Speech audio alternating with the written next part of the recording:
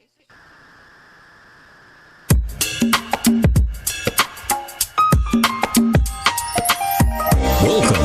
to The Actor's Choice, where the actors have a chance to talk about themselves and their careers. Join us now for the next hour as we explore the marvelous industry of acting through actors and actresses from today's exciting show business world. And now, here's your host, Ron Brewington. Hi everybody, I'm Ron Brewington and welcome to The Actor's Choice. Our guest today is an award-winning actor with over 40 years of acting experience. She's best known to television, film, and stage audiences for her ability as a woman of enormous strength, steadfastness, and grit on a mission to teach us about life, history, and the rewards of perseverance through the roles that she's played throughout the years. It is with great pleasure and honor that we welcome Adilah Barnes. Adilah, thank you very much for coming by today. Oh, it's my pleasure. Good to see you. Thank you for having me, Our Ron. pleasure. First of all, where did you come from? Where are you from? I grew up in a very small little town, and it amazes me how many people have heard of it. It's called Oroville, California. It's in the Sacramento Valley, and Oroville meaning town of gold. Mm-hmm. During the gold rush days, they actually panned for gold in our little town and found some. Are they still trying to get gold up there at these days? I think they got all that They gold. got it all. They got it all. Got it all.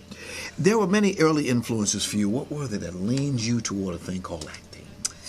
Wow. Well, you know, I first began formally acting when I was 16, but of course, as a child, many of us grew up in the church and we did our Christmas recitations and our Easter recitations.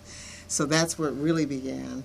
But formally speaking, when I was in Project Upward Bound at 16 years of age, and that was at Chico State University, and that was when I took my first acting class, and I played the Queen in The Ugly Duckling, the play The Ugly Duckling.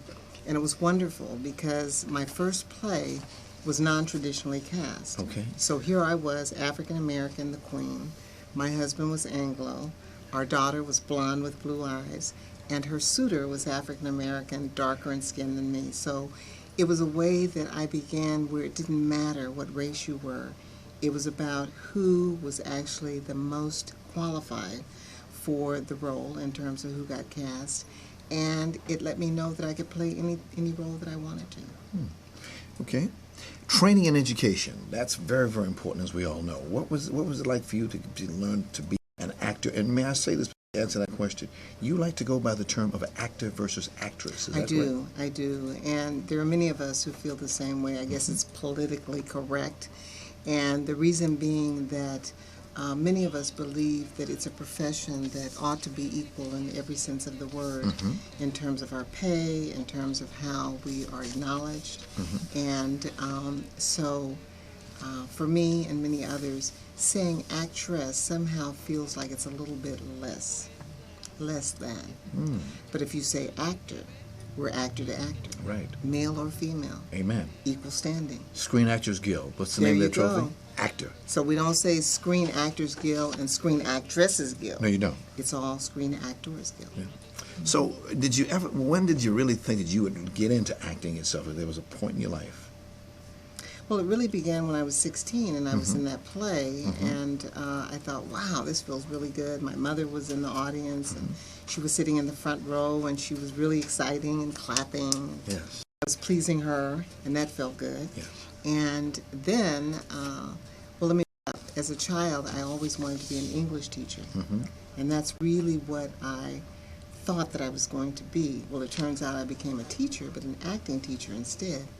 And so by the time that I got to college and began being in plays there as well, I realized that that was really what I wanted to do.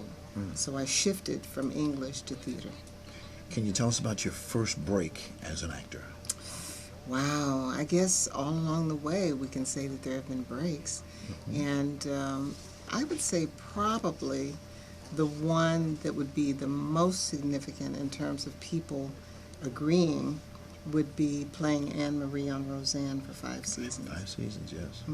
And that was really supposed to be a one-episode guest starring role. It turned out to be 5 seasons. You must have been doing something right. I said, bring her back.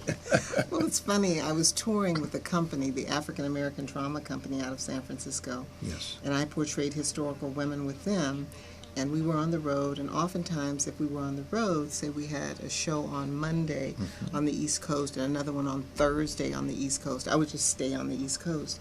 And this one particular week, I said, Phil, I think what I want to do, I want to go home and I'll come back out.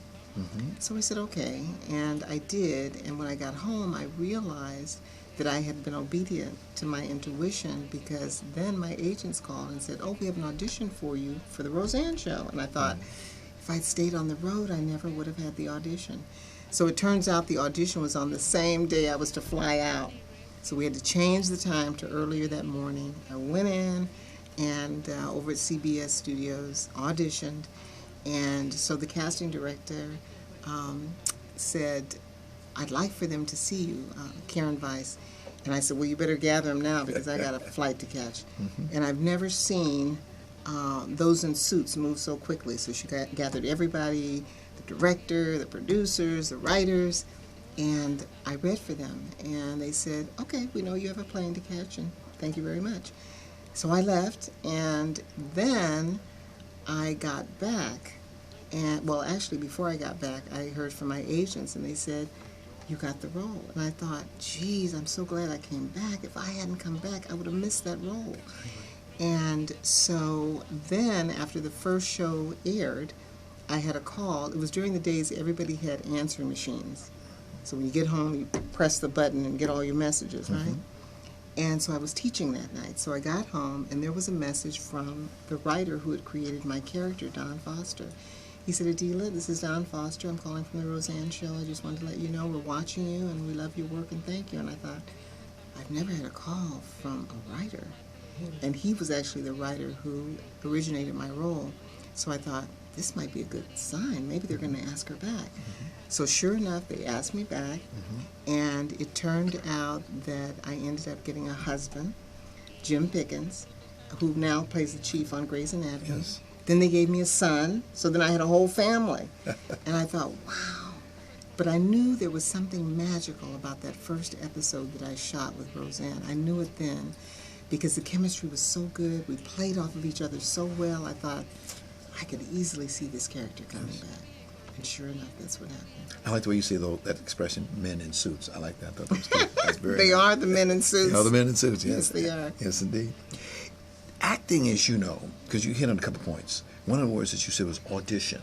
One of the things that we do at this show, we always ask the actors and actresses how they feel about auditions. Well, oftentimes you're not even going to be considered unless you audition. Yes. And unless you really are, quote unquote, an A-list actor where scripts are delivered to your home or Yes. wherever you want them delivered, and the offers are made.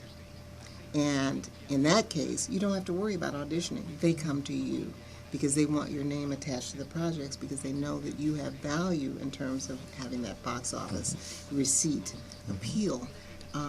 But many of us, rank and file actors, that's part of the process. You go in, you audition.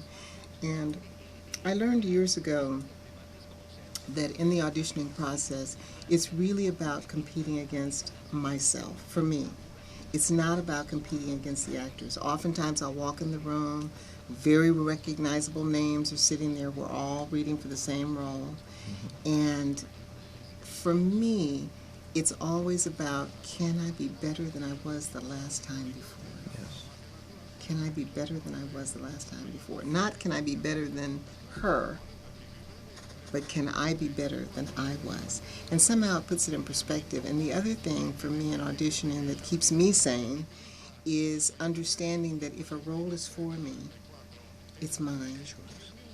If it's for someone else, they're going to get it. But just like someone else may get one role, my time is coming. So all I got to do is stay in the game. Just stay in the game. And a good example of that is when I was living in San Francisco, I was teaching at the American Conservatory Theater, and there was a movie called Kiss Shot, made-for-TV movie. It was being shot in San Jose, near San Francisco. I still lived in the Bay Area at that time. And so I was to audition for this role to play Whoopi Goldberg's mother. Now, in reality, she's a year older than me. Okay. And I knew Whoopi because we had both taught at the San Francisco School of Drama together, dramatic arts together. And so I was to audition for the part. I was then in a role at the American Conservatory Theater. I was actually we were doing like lots of shows, at least 8 shows, if not more, a week, because it was during December. It was a Christmas Carol. And so I couldn't make it for the first time because the schedule was too tight between the matinee and the evening show.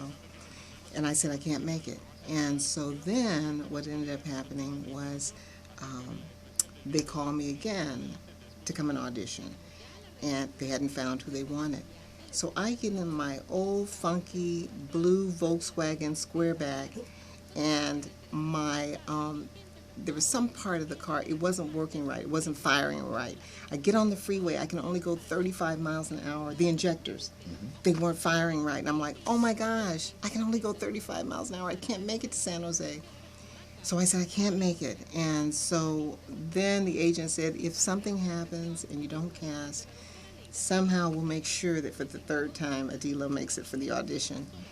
And sure enough, the 3rd time came because the actor who had gotten the role, Marguerite Robinson, who I have a lot of respect for, she lives in the Bay Area, she got the role. And then her schedule changed in terms of a show she was doing in New York. And she said, I can't do it. So then they came back a 3rd time and said, Adilah, can you make it this time? I said, I'll rent a car. I'm going to make it. And sure enough, I did, and I got the role. Wow. So it had my name on it. It came back 3 times, but it was meant for me. Do you see auditions as a training exercise for yourself? I do. Every time that I audition, I try to be, as I said, better than I was before, and to really prepare so that I do a back study, a back story on the character, to really give thought to the world of the character beyond what's written on the page, and really try to memorize as much as I can the lines. I try to think thoughts, not lines, and really take my time with it by giving it my very best. There's a technique to memorizing. I have to give it to you actors. Y'all are marvelous. Well, there are a lot of different techniques. What is yours? Well, if it's, say with my one-woman show, Philip Walker with the African American Drama Company taught me a technique because we had 7 days for me to learn the entire one-woman show before we went out on the road. I had never done a one-woman show. I said, Phil, I can't do it in 7 days. There is no way in the world I'm going to learn this entire script. He said, yes, you will. He said, and I'll tell you how. So the technique that he gave to me was, you say the first line, you look away, you say the line, you look back. If it's correct, you do the second line. You look away. If it's correct, now you look away and do the 2 lines. You do the 3rd line, same process. Now it's 3. Then you drop the first line. It's always triplets.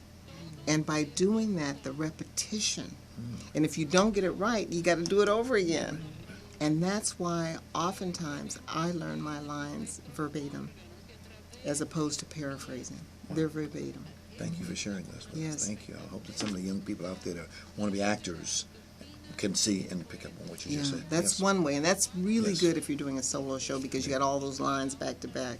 But other than that, I think that if you highlight your lines and then say it's a 2-person scene, and then the person before you, you highlight their line, their cue line, that's your cue line, you highlight that in a different color. Take a sheet of paper and go down, I do this also, and then when I get to that other color, that's the color for the other person, I know my line is next. So I'm learning cue lines, and then I go to my lines, check it if it's correct, keep that sheet of paper going down, go next to my next cue line. So there are a lot of different techniques. Those are 2 that I use. Outstanding. Outstanding. Your favorite acting style? Acting style, meaning to say the style of acting I like that other actors Right, do. like Shakespeare, Stella Adler, those 8. I would say I'm really more about contemporary because that's now, it's today, it's relevant, and certainly I appreciate classical work as well, but I'm best at contemporary work. Contemporary. Okay. There are certain roles that some people favor. What are your favorite roles that you like to do? Drama, comedy. Or that I have done. Okay, things you've had done, like drama, comedy. Well, I enjoy comedy. I like doing sitcoms because it's the closest thing to doing a play. Okay. You have a live audience. They're sitting right there in the bleachers. You're going scene by scene. You're getting real responses because those are real people sitting out there. You're doing more than one take, so that's different than doing a play where you don't have a take two. But you have that energy that's going on between the live audience and with the actors who are on that sound stage. And so I like doing sitcoms for that reason, because they're the closest to doing a play. I like doing dramatic roles because that calls on a different part of me in terms of really digging deeply to do the work in a very different kind of way. But comedy oftentimes is actually more difficult than drama. I was going to ask you, is comedy more harder than drama? Yeah, because you got to get that timing right, and you really, for me, I think that comedy is really heightened drama. It's heightened drama. Okay. And if you understand that, then you play it straight. And that's when it can work. You try to be funny, ha-ha funny, never works. Flat on your face. You got to play it straight. Play it straight. Okay. What is the ability that you have that allows you to get a role? Can you talk about what does it take to get that role? Well, I think it's what everybody else has, that we go into the room giving our best and being honest, making choices that are truthful. Okay. All right. Let's take a short look at one of your acting reels. Oh, okay. Okay.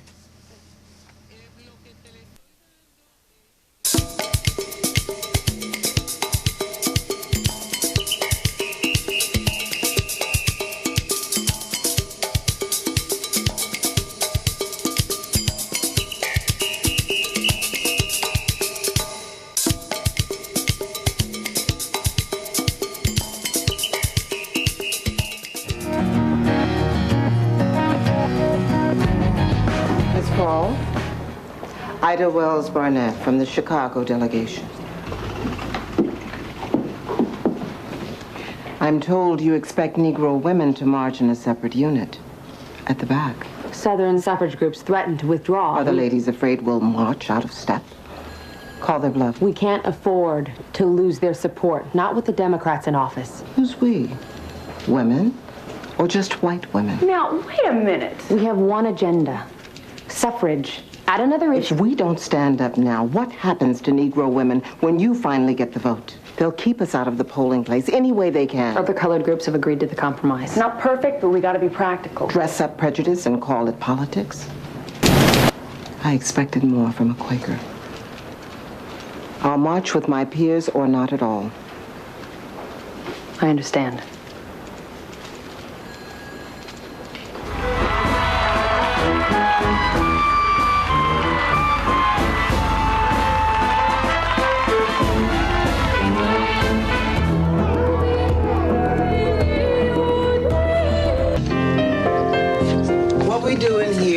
File all of the cases. And in that way, at any time, we can tell the status of a file. You know, where it is in the office, stuff like that. And here's where we organize all the files alphabetically. Simple enough. Okay. And here's your desk. Okay. And now I want you to come with me. I want to show you where the Xerox machine is. Everybody has a code, and you need to know about that.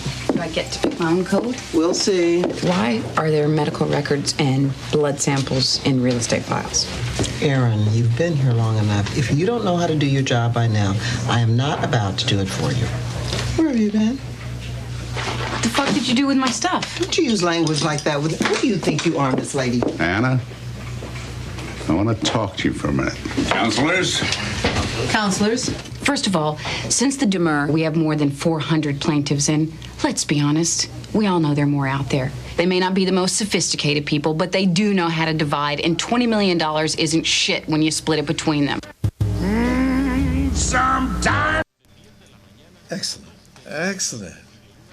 Oh, the interface between you and that other actor. Ooh. Oh. Oh, what's her name? Julia Roberts? Yeah. Uh-huh. She was wonderful to work with. How do you get ready to play a character like that? Well, I go over the script Yes. so that I learn the relationship that that character has with all of the other characters that she's going to interface with. And I break down what I call objectives, actions, and obstacles. In each scene, a character has at least one objective, if not more. Okay. And that's something that they want, that they're trying to get from something else. So I determine what the objectives are. And the actions are the hows. So the objectives are the what. That's what they're trying to get. The actions are the how. How do they go about getting what they want? And the obstacles are what stands in their way. What do they stand to win or lose if they do or do not get their objectives? So I break down the text, I break down the script. And when I worked with Jada Pinkett on Set It Off, because when she came to me, she clearly knew her craft. She didn't need me to teach her how to act. She knew what she was doing, but what she came to me for was to break down the text. So we did script analysis in the same way that I'm speaking of. We tore apart that film so that it was really clear moment by moment what she was doing, because as she said, Adilah, this is the first time that I'm going to have to carry a film, and that's why I'm here, because I want to know everything I can know, because the responsibility is on me. And so we broke down that script. You teach other actors as well? Mm-hmm. Like, for So example? I've worked with her. The actors you would know, most actors you wouldn't know their names, even though many of them are fine actors. Mm-hmm. But the more recognizable actors that I've worked with would be Jada Pinkett Smith, would be Toni Braxton. Toni Braxton. Who crossed over to acting, who of course was an award-winning vocalist, and Benjamin Bratt. I've worked with Frida Payne and Florence LaRue, who are both really mostly vocalists, but have crossed over to acting. So it's been interesting to work with celebrities who really are crossing over, or who have crossed over to acting, because that's not been their first love. So they've had to get training in a very different way as actors. And yet, at the same time, I believe that everyone goes to that same place, as Danny Glover, a longtime friend of mine, almost 40 years, has called the well. So everybody has to go to the well, and not only to dig deep to get what you need, but also to keep going back to that place. Say, for example, it's an actor who started on stage, and they began doing all this film work. Like he and Denzel Washington, who I went to school with at ACT, you still want to go back to the acting on stage, because that's the well. So that's the place that you get your chops reinvigorated, where you go back and really tune up. It's take one only. Take one only. And that's great. Actors, you are professional persons. It's a profession like any other profession, that's right. And when I'm around actors, I find that they just exude this professionalism. You love what you do. You have to love it. To be in this business, you've got to love it, because rejection is very much part and parcel to the world that we're in. So for every role that you get, there are many other roles that you did not get. So in order to stay in the game and really understand that your time will come again, you got to be in it for the long haul. You mentioned stage work. There are fears in other businesses, such as broadcasting, camera panic, mic fright, stuff like that. What is the fear that actors have? Fears that actors have. I guess for some actors, it's that they'll never work again. Okay. Especially if they get older. Okay. And the roles come less and less. The question becomes, am I ever going to get a part again? Do they remember what I used to do when I was working all the time? Yes. So I think for some actors, getting older and the roles coming less, the fear is that they will not work again. But the truth is, if you stay in the game, you're going to work again. I saw Glenn Terminal this past weekend in the movie Run, about Jesse Owens. And not to say he's old, but he's still in there getting a role over and over again. Judy Pace and I, my dear friend, we have talked about certain aspects of women getting roles. I think I hit a nerve when I said, listen that to you. Can you talk, what's your special thing about women, black women, dark-skinned black women getting the roles? Well, I think that, it's an interesting time that we're in, because there was a time when roles were a lot different than we see now. Roles that I think had a lot more substance in some cases. And so the question becomes, what kind of roles do you accept? And integrity has always been very important to me. So there's certain roles that I just simply will not accept. And there have been roles that I've passed on because I didn't feel like they were roles that were honorable. They didn't really speak to my person, and I didn't want to represent us in that way. And I know a lot of actors say, oh, but it's not my responsibility. I can't speak for the race. I don't want that responsibility. I shouldn't have to have that responsibility, and yet the truth is we do have it. Yes, we do. And every role that we take is making a statement, not only here in the United States in terms of how we're seen, but around the world. So I take that very seriously, that charge. And I remember there was a pilot that I worked on, and an honorable pilot, sitcom, and I played the receptionist. Well, every day that I came in, I began to like the role less and less because the rewrites, which usually happen every day, as I saw the rewrites, I was like, oh, no. And it just so happened my mother passed that week, and I had to go to her funeral and come back and shoot. When I got back and I looked at the role, they had my character with a big bag of potato chips on her desk. She was also smoking. And, you know, she was making some statements, some of the language, just, it wasn't me. So I got back and I said, you know what, I can't do this. Well, I had them over a barrel. That wasn't my intention, but the truth was I did because we had 2 live audiences that were coming that day to shoot.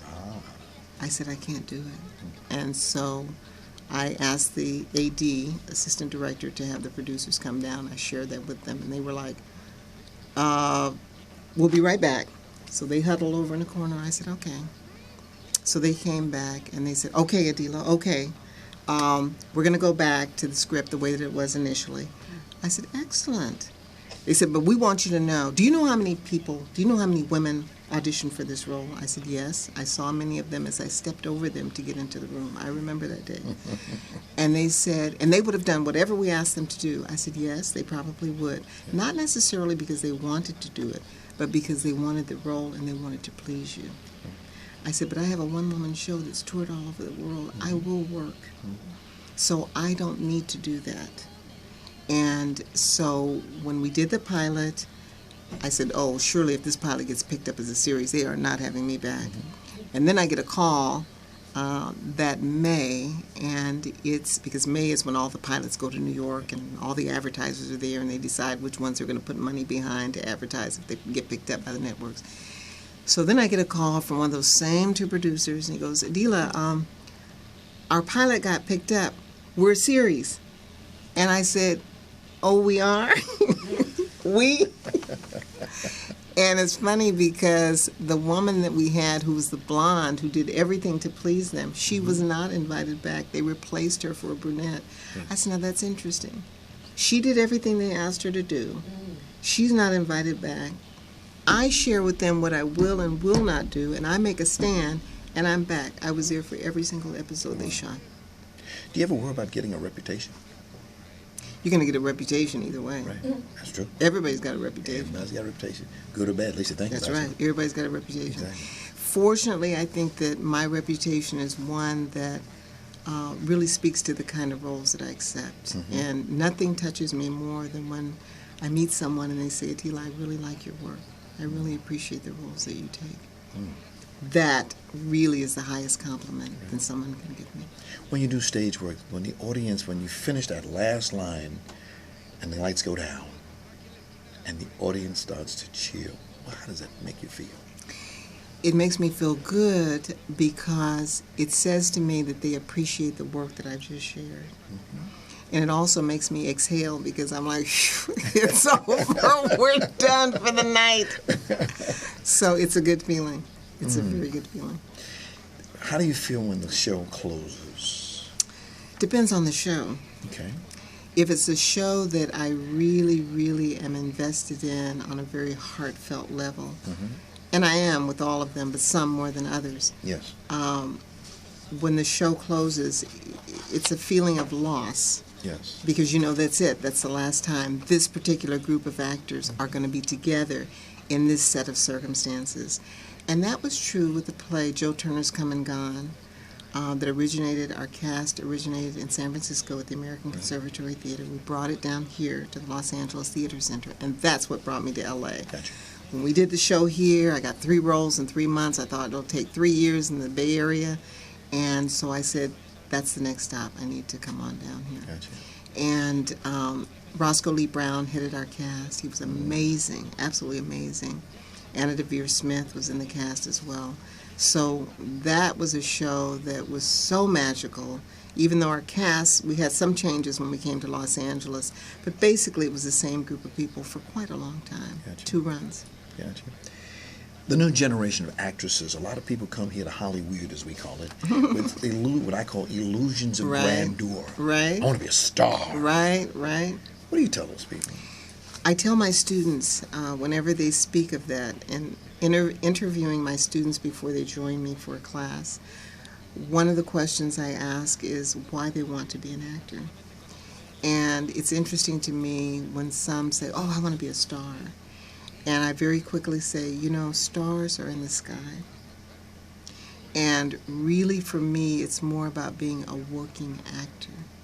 It's not about being a star. It's about being a working actor. Because there are some who are stars who are not working. That's right.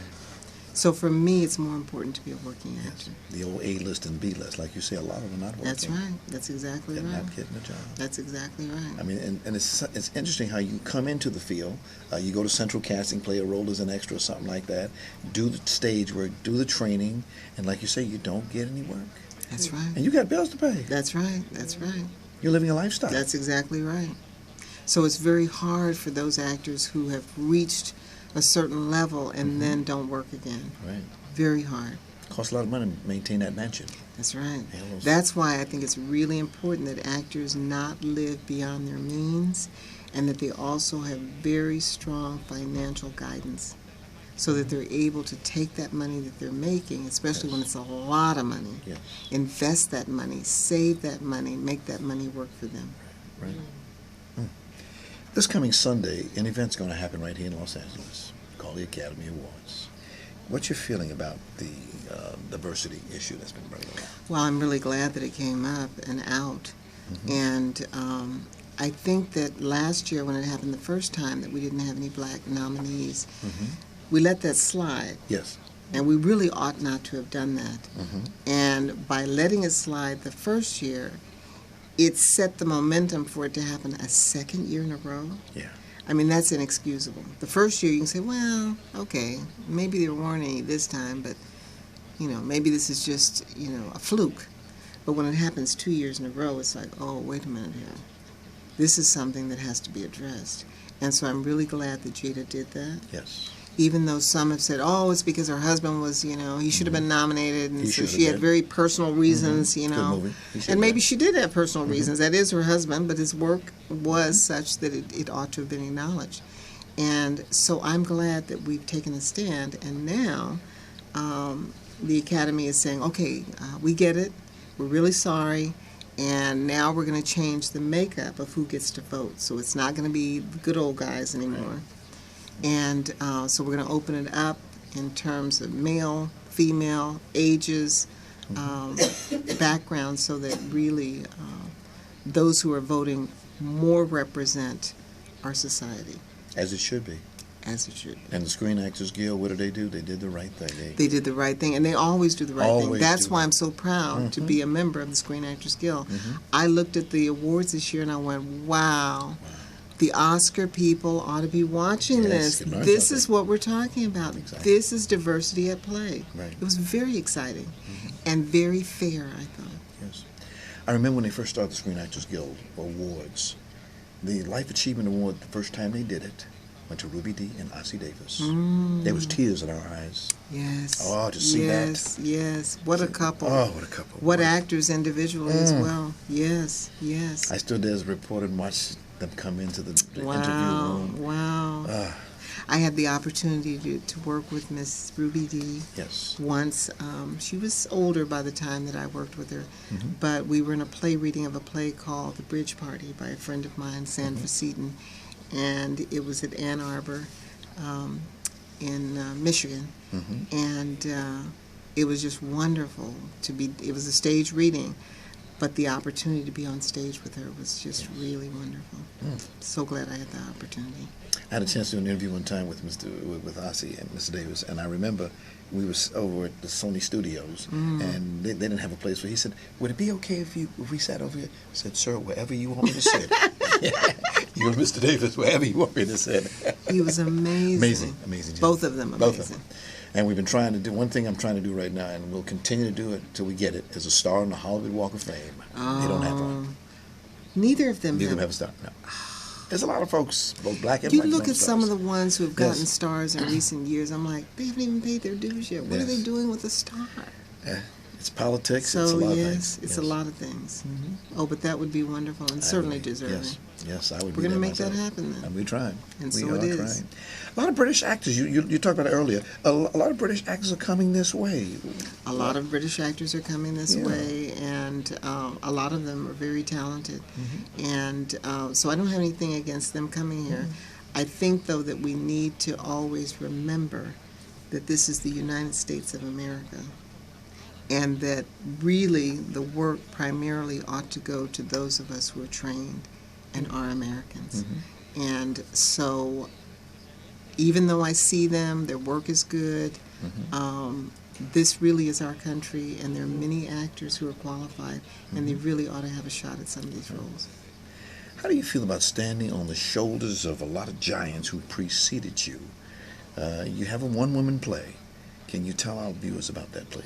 Yes, my show is called I Am That I Am Woman Black. I portray 7 historical women, starting with Sojourner Truth, Harriet Tubman, Mary McLeod Bethune, Zora Neale Hurston, Lorraine Hansberry, Angela Davis, and Maya Angelou. And so that's good company. Yeah. And they really embrace me whenever I'm on stage portraying them.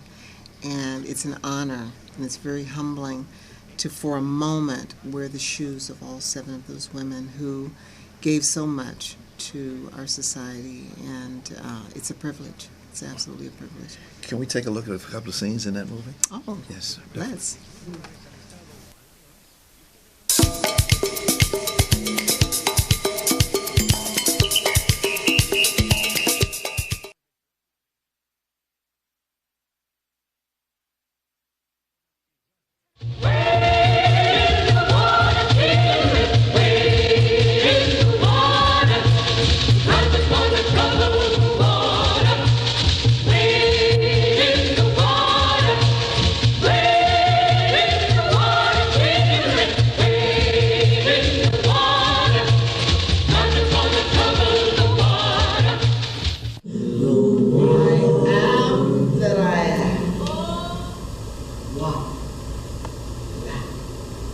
Come journey with me as I take us back.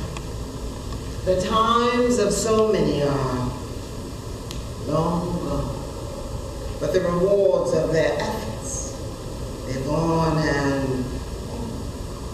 Come now to the time of slavery, when sisters such as Sojourner thought we, not me. That man in black over there, he said that women can't have as much rights as men because whites want it. Where did your Christ come from? From God, and man had nothing to do with it. If the first woman that God made was strong enough to turn the world upside down all alone, these women together ought to be able to turn it right side up again. And now that they're asking to do it, the men better learn. Obliged to you for hearing me. They'll be saved. They'll be saved.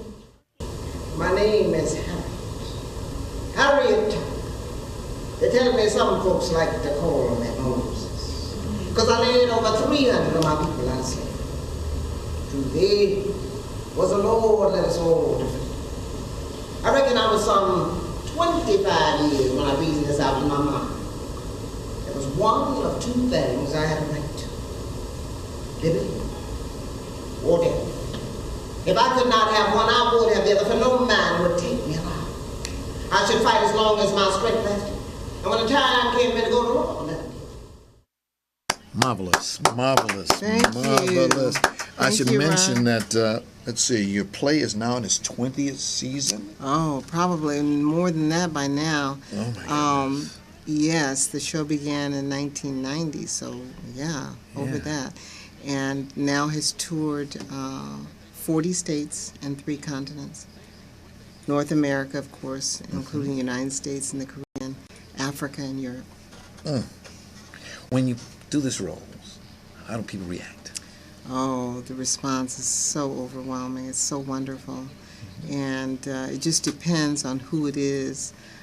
For example, I had some 5th graders in Las Vegas, and a little girl raised her hand and she said, I just want to know, how do you know what Harriet Tubman sounded like? I said, well, that's a very good question. I don't know what Harriet Tubman sounded like. I said, but you know what? When I did my research, I studied her. I studied the way she talked. I studied her photos, how she stood. I looked in her eyes. I looked at her posture.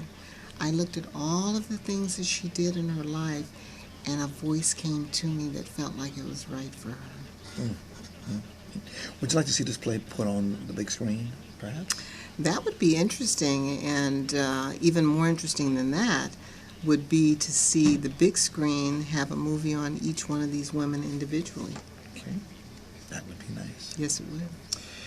23 years. Possible. I'm sorry? It's certainly possible. It's very possible. I hope it'll happen. Yes. Because we have had Stogie Kenyatta came in here. He plays Paul Robeson, as you know. Ah, We had a yes. lady named Wanda. He's wonderful. He's wonderful. Another lady came in. She played Dorothy Dandridge. So we see actors do that from time to That's time. right. And I can see it's a lot of work in there. Your mind has got to be focused on what you're doing. Absolutely, because there's a responsibility. You're portraying someone historical. Yes. 23 years ago, you started something. You co-founded an event called the Los Angeles Women's Theater Festival. Yes, and in fact, Yes. we're going to have our 23rd festival, March 24th through the 27th. Okay. And that will be at the Electric Lodge, and that's in Venice. Okay. And we're really delighted. We're going to have 5 programs this year. And if people are interested, they can find out more by going to our website at www. www.lawtf.org, and they can get the lineup, they can get tickets, they can get more information on what we're going to be doing March 24th. Now, over this 5-night period, what are we going to see? Well, on the first night, on the 24th, that's our Champagne Gala and Award Ceremony, and we're really delighted that this year we will be honoring award-winning vocalist and Broadway actor Miss Eloise Laws from that famous family, Laws family, Hubert Law. Yes. Her sister Deborah, Ronnie, and so that will be on the opening night. We're going to give away 6 awards this year. Normally it's 5. This year we're giving away 6, so it's a little bit more. And then we have other programs. On Friday night we have a program called Fathers and Daughters. So each of the solo artists, and really that's our niche, all of our artists are solo artists. And so on that Friday night, each of them will have pieces that deal with their relationships with their fathers in very different ways. And then we have other themes as well. Wow. What made you start the festival? There was a reason. Well, you know, it really was not something that was a conscious reason. I happened to have gone to a conference that was put on by the California Arts Council, and that was in Pasadena. And I met a woman by the name of Miriam Reed. And we quickly discovered that we were kindred spirits. She portrays Anglo women, historical, and mine, African American.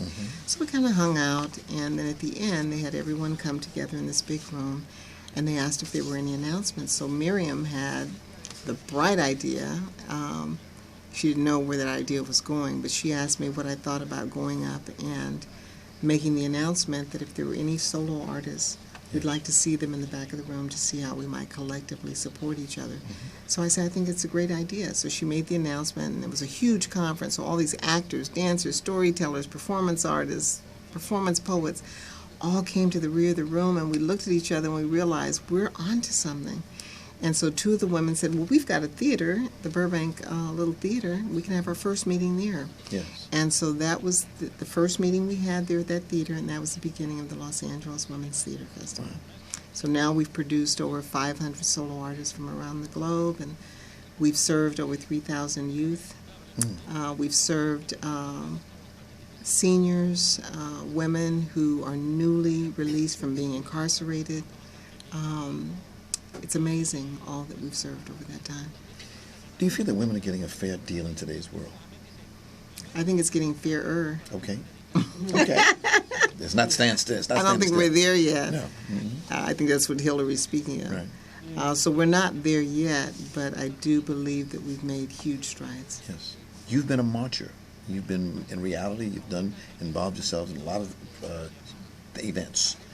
Yes, when I was a student at UC Santa Cruz, I went on an exchange program to Tougaloo College in Mississippi.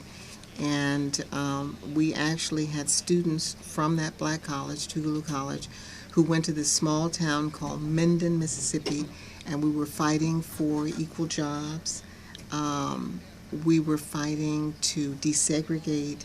We were doing all those things, and this is like in 1970, actually. And little did I know then that Fannie Lou Hamer, the famous voter right activist, she was the one who came to our school and got us to come to Minden. I didn't make the association. I didn't know who she was then. This girl from California didn't know who Fannie Lou Hamer was. And when I was writing my book, I was talking to one of the students who went on the program with me. And I said, Gene, what was the name of that town we went to? And he said, oh, that was Minden, Mississippi. I said, thank you. I couldn't remember the name of the town. I need it for my book. And I said, I was trying to remember everything I could from that experience. He said, yeah, Fannie Lou Hamer was the one who took us to the town to protest. And I said, that was Fannie Lou Hamer? If only I'd known the giant whose presence I was in. I had no idea. Didn't know who she was. The struggle continues. The struggle continues. You mentioned a book. Can you tell us about that book? Yes, I have a book. It's called On My Own Terms, One Actor's Journey. And I'm really proud of my book. It's at once a how-to book, a motivational book, inspirational book. It's a lot of things. And I was really deeply honored to find out that in June of 2009, it was named number 3 for the month in Essence magazine behind President Obama's 2 books. And I was like, oh my God. Ooh. So as one person said, so really you were number 1 that month because you can't beat the president. Can't beat the president. I said, I guess I was number 1. You sure tried. Right? What's in the book? What is it? Can you give us some details? So the book really starts out it starts in my childhood, but really focuses on when I began acting at 16. So what people learn about me personally really is part of the backdrop, because the through line is about my journey as an artist from that time of 16 up until now. But they also learn other things along the way. For example, my mother has chapter 2. It's all about her, and she certainly was deserving. We built our home, the entire community. She bought a lot for $200, and we went to a house, or she identified a house that had burnt. She went to the owner and said, may I salvage anything in here that you don't want? He said, yeah. To him, it was junk. To my mother, she saw all these things that we were able to use, and that included our bathtub. So every time you saw the nicks on the bathtub from the fire, you knew that that was something that had been recycled. Mother. She was amazing. Amazing. She brought black news to our town. We subscribed to the Pittsburgh Courier, one of the oldest black newspapers in America. Yes. And we'd get in that car and we'd go around town, and whoever had subscribed, we delivered their newspapers every week. She was amazing. How can we get a copy of the book? The book can be gotten by going to my website, and I will then autograph the book by going to www.adilahbarnes.com. Now that's a plug. That's a plug. That's a plug. You also get involved with the Writers' Well. The Writers' Well, that is an international writers' retreat that I founded. Yes. I believe it was back in 2007.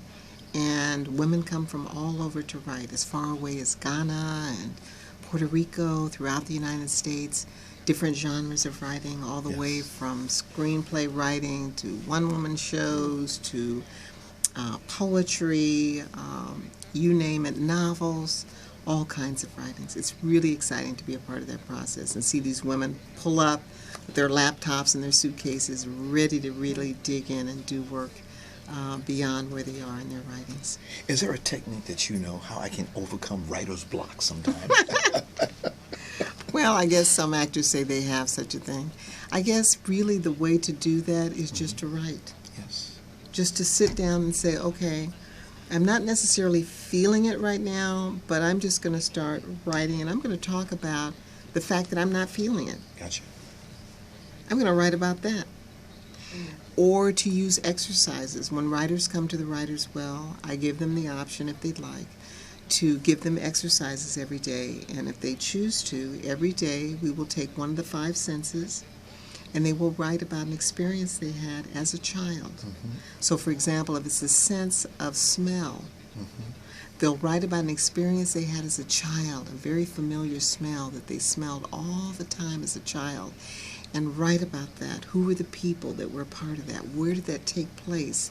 What were the other 4 senses that were very much activated by that experience? And use the exercises to really springboard them into their writings. Writing, like I'm an educator myself, and I know sometimes when we say to somebody, define syntax, you gotta say that's the tax you pay for committing a sin, right? No, not exactly. Right. But I'm seeing in our education systems that our children, for some odd reason, they're not really learning to write the way we did back in the old days. Remember we used to diagram a sentence?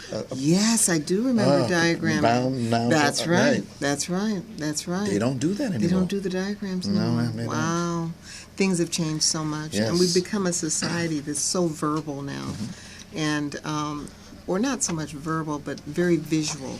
And it's all about what you can see and hurry up now. Yes. And so it's very different. Our young people are so influenced by all the stimuli that's around them now, and it's very visual. Very visual. Over the years, you have received a lot of awards. Where do you put them? I have some on my piano. I have plaques and different things that are framed in my office. Gotcha. I've been very blessed. Very blessed. To see you up on the screen, to see you on the little boob too. In fact, you are marvelous, my dear. Marvelous. Thank you Please, so the Lord much. has blessed you. I know Thank you. the support that you've gotten from your family and friends Thank over you the so years much. has just been marvelous. Thank you so much. When you mention your name out, everybody knows you. Aww. Who don't know you? And the person that don't know And you, I there's always something assume that nobody does. So when I'm somewhere and somebody says, "Oh, aren't you an actor?"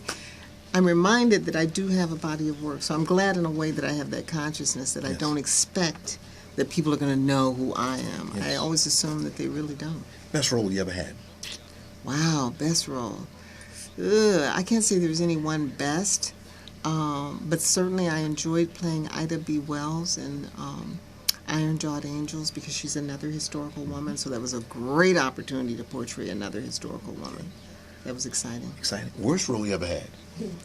I don't know that there's a worse role, but there certainly have been some that I learned from. Okay. Role that you've always wanted but never got? Ooh, I would say there are a couple of classical roles that I would like to have played. It's not too late, but there are a couple, yeah. Black theater. What about black theater? What do you like, and where do you see black theater going, and a role that it has to play for our people and for everybody else? Black theater, where do I see us going? I see us going to a place where more and more of our voices are heard. We have lots of playwrights. Many of them don't get the opportunity to be produced. So where I see us going is allowing an opportunity for more voices of playwrights to really be heard. And I also appreciate August Wilson, his 10 plays that he wrote. And I hear that Denzel Washington is now going to produce the 10 cycles, the cycle of his 10 plays, and that's wonderful. That is so exciting. So I'm really pleased that I had an opportunity to be in one of his plays. Excellent, excellent. How about your next project? Next project, I don't know what the next project is going to be. I'm just open to whatever's there that's good and right for me. Did you hear that, fellas? The directors, she's ready. Waiting on you. Producers I coming know on I'm down. getting ready to go back to my writer's well. I have somebody coming soon, so I'm looking forward to that. What are the limits of Adilah Barnes? The only limits for me are limits that I self-impose. And so the challenge for me is to not set any limits for myself. And here's my favorite question. How do you want to be remembered? I want to be remembered as someone who really tried her best to make a difference in the world and to influence others in a very positive way. We like to always say thank you to you coming here today and say to you, Aww. a small rose, just a small way of saying, hey, thank you. Oh, this and there's is someone else in the studio that has beautiful. something she wants to say and bring you. Yes, this is my former student, Tiana Haywood. Hi, Tiana. I love you. Congratulations to my Thank mentor, you. my role model, my shero. Oh, thank you. I know we don't even have a place for these on camera, but everybody see Adilah is number one. Yes, yes. Adilah's number one. Thank you. Forever. Yay! Much appreciated, my love. Thank you. So I'll Oh, take my them. goodness. I Thank you. love it. She's I'll all take them. I'll take my flowers. Okay. I'll take my Now. balloons. I'll take them all now. Another plug for the festival, please. March 24th through the 27th. That's a Saturday. That's a Thursday through a Thursday Sunday. through Sunday. We're going to end on Easter Day. And people can go to www.lawtf.org. And those of you out there, you can also call us at 818-760-0408. So if you're grabbing your pen, I'll wait. Again, that number is 818-760-0408. It has been fun having you here, lady. I'm so glad we were able to get together with you. I am Any too. final thoughts that you have? I guess my final thoughts are, number one, I want to thank you for My having pleasure. me. My pleasure. It's an opportunity to really share a little bit about what I've done and hopefully make a difference in someone's life. And I guess also what I'd like to say to anyone sitting out there who feels like you're dreaming and you don't know what to do with your dreams, know that any dreams are possible if a small town girl like me with skint knees, ashy knees, can achieve some of the things that I've done in my life. It's possible that others can do it. So the first place to start is by determining what it is you really want to do with your life, and then just take step one to make it happen. Where's your character development workshop, Adilah? Well, people can contact me for that because I move around. So they can reach me and they can call 818-760-0408. That's the Los Angeles Women's Theater Festival, and I will give them more information.